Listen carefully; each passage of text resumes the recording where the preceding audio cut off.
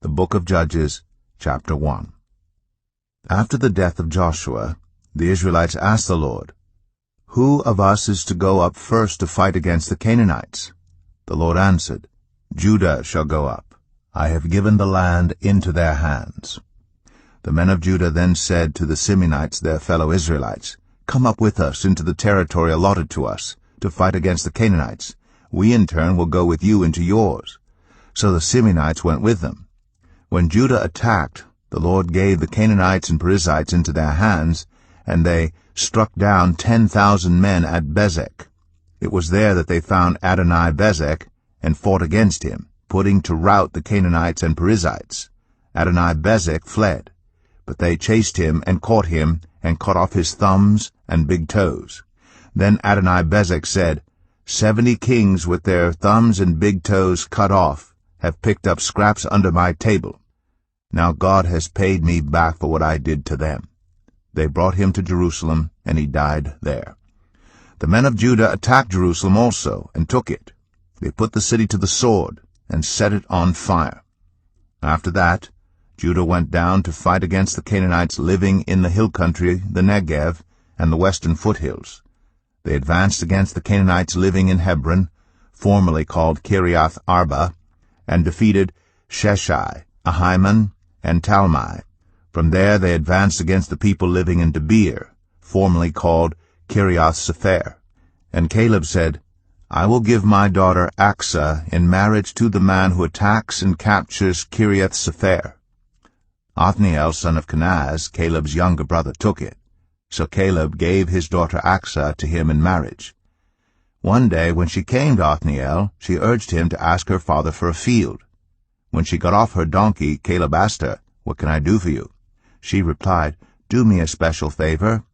Since you have given me land in the Negev, give me also springs of water." So Caleb gave her the upper and lower springs.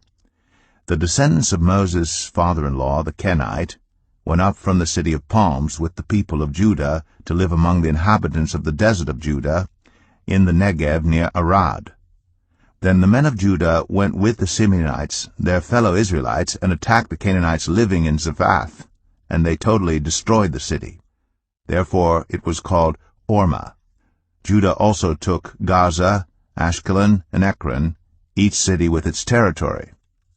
The Lord was with the men of Judah. They took possession of the hill country, but they were unable to drive the people from the plains because they had chariots fitted with iron. As Moses had promised, Hebron was given to Caleb, who drove from it the 3 sons of Anak.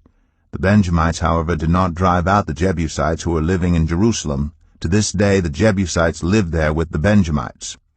Now the tribes of Joseph attacked Bethel, and the Lord was with them. When they sent men to spy out Bethel, formerly called Luz, the spies saw a man coming out of the city, and they said to him, "Show us how to get into the city, and we will see that you are treated well." So he showed them, and they put the city to the sword, but spared the man and his whole family. He then went to the land of the Hittites, where he built a city and called it Luz, which is its name to this day. But Manasseh did not drive out the people of Bethshan, or Tanakh, or Dor, or Ibleam, or Megiddo, and their surrounding settlements, for the Canaanites were determined to live in that land. When Israel became strong, they pressed the Canaanites into forced labor, but never drove them out completely. Nor did Ephraim drive out the Canaanites living in Gezer, but the Canaanites continued to live there among them. Neither did Zebulun drive out the Canaanites living in Kitron or Nahalol. So these Canaanites lived among them, but Zebulun did subject them to forced labor. Nor did Asher drive out those living in Akko or Sidon or Alab or Akzib or Helba or Aphek or Rehob. The Asherites lived among the Canaanite inhabitants of the land because they did not drive them out. Neither did Naphtali drive out those living in Beth Shemesh or Beth Anath, but the Naphtalites too lived among the Canaanite inhabitants of the land. And those living in Beth Shemesh and Beth Anath became forced laborers for them. The Amorites confined the Danites to the hill country, not allowing them to come down into the plain. And the Amorites were determined also to hold out in Mount Eris, Ajalon, and Shaalbim. But when the power of the tribes of Joseph increased, They too were pressed into forced labor. The boundary of the Amorites was from Scorpion Pass to Selah and beyond.